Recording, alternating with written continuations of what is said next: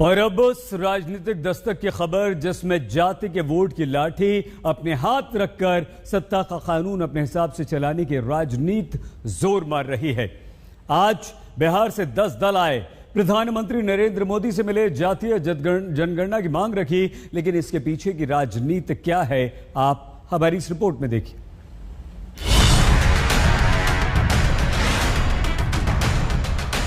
एक बार अगर ये हो जाएगा ना जनगणना, तो सबकी स्थिति के बारे में जानकारी मिल जाएगी। पूरे देश के जाति जनगणना के लिए जो है हम लोगों की मांग रही है प्रधानमंत्री जी से। वो स्पष्ट रूप ने कहा कि वो जातीय जनगणना हो, इसमें किसी को कोई ये नहीं है, हम लोग सब साथ हैं। 10 दलों के नेता और 40 मिनट की बैठक। मुद्दा 1, देश में जाति के आधार पर जनगणना की जाए। देश में 1931 तक जाति के आधार पर एक एक नागरिक की गिनती होती रही। 1941 में भी जाति पूछकर जनसंख्या गिनी गई, लेकिन डेटा पब्लिश नहीं हुआ।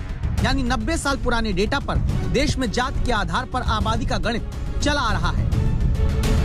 अब राजनीति में एक दूसरे के मौजूदा विरोधी नीतीश और तेजस्वी समेत बाकी दल के नेता जब प्रधानमंत्री से मिलकर भारत में जाति के आधार पर जनता की गिनती करने की मांग करके आते हैं, तो दलील जाति पूछकर जनगणना के नतीजों के आधार पर पिछड़े वर्ग के विकास की करते हैं।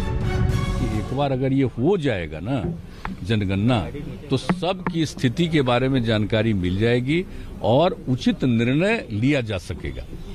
क्योंकि अभी जितनी संख्या उस हिसाब से किन्हीं को उसका लाभ नहीं मिल रहा, और फिर क्या स्थिति है उसको जानने के बाद सही मायने में उनके डेवलपमेंट के लिए, उनके हर प्रकार को उनको आगे बढ़ाने के लिए काम होगा। जो देश के गरीब हैं, जो अंतिम पैदान पे खड़ा जो व्यक्ति है, उन सबको लाभ इसका मिलेगा। नेशनल इंटरेस्ट पे अगर देश के लिए, विकास के लिए, लोगों की तरक्की के लिए अगर कोई काम होगा, तो विपक्ष तो हमेशा सत्ता पक्ष का कोरोना काल में भी सहयोग किया। क्या सच यही है कि अगर केंद्र सरकार देश में जाति आधारित आबादी की गणना करा दे, तो आंकड़ों के आधार पर पिछड़े वर्ग की सही संख्या पता चलने पर उनका विकास राजनेता नई नीतियां बनाकर करना चाहते हैं? इस सवाल के जवाब के लिए हम चुनावी राजनीति पर गहन रिसर्च करने वाली संस्था CSDS में लोक नीति के सह निदेशक संजय कुमार के पास पहुँचे। निशाना तो है वोट बैंक।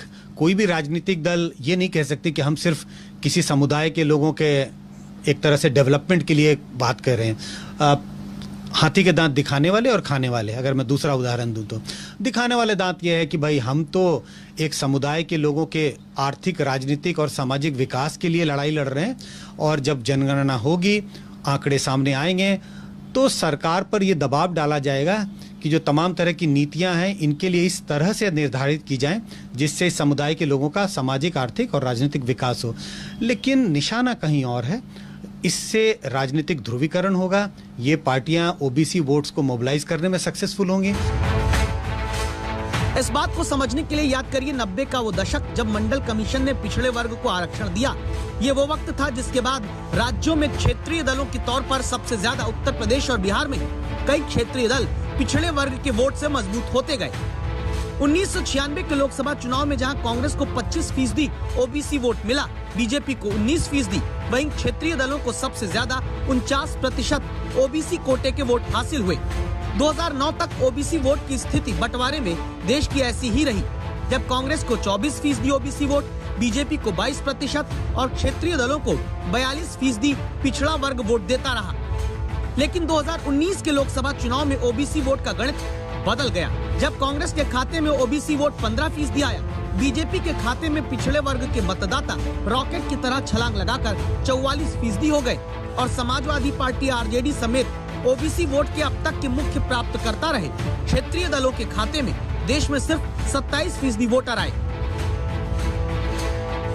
तो क्या इसी कारण नीतीश, तेजस्वी समेत उत्तर प्रदेश में समाजवादी पार्टी और दूसरे राज्यों के दल जाति के आधार पर जनगणना की मांग करके ओबीसी आबादी की ताकत का सही गणित जानना चाहते हैं, ताकि केंद्र सरकार की नौकरियों और शिक्षण संस्थाओं में ओबीसी कोटे में बदलाव के लिए सरकार पर दबाव बनाने का मुद्दा मिल जाए और बीजेपी को शिफ्ट होते पिछड़े वर्ग के वोट को वापस मोबिलाइज किया जा सके? निश्चित रूप से फायदा ऐसा दिखाई पड़ता है कि ये जिन पार्टियों का आपने जिक्र किया, जिन लीडरों का आपने जिक्र किया, इन सब का जनाधार एक core support base OBC vote bank है। ओबीसी के लोग इन पार्टियों के लिए जबरदस्त वोट करते रहे हैं। तो जैसे ही इनकी संख्या सामने आएगी, इसके इर्द गिर्द राजनीति शुरू हो जाएगी। तो जनगणना जब होगी, जब ये आंकड़े आएंगे, तो मुझे लगता है इन पार्टी के नेता इस बात की पुरजोर कोशिश करेंगे कि ये जो कैप है सुप्रीम कोर्ट का कि 50% से ज़्यादा आरक्षण नहीं हो, इसी के लिए 27.5 पर फिक्स किया गया है, इसके इर्द गिर्द राजनीति होगी और इन पार्टियों को फायदा होने की गुंजाइश दिखाई पड़ती है। केंद्र सरकार अब तक कई बार जातीय जनगणना की किसी भी तैयारी से साफ इनकार कर चुकी है और बीजेपी को चुनौती देने के लिए क्षेत्रीय दलों के पास फिलहाल जात के नाम पर जनता की गिनती की मांग ही सबसे बड़ा मुद्दा है। जितेंद्र बहादुर सिंह के साथ आशुतोष मिश्रा, दिल्ली आज तक।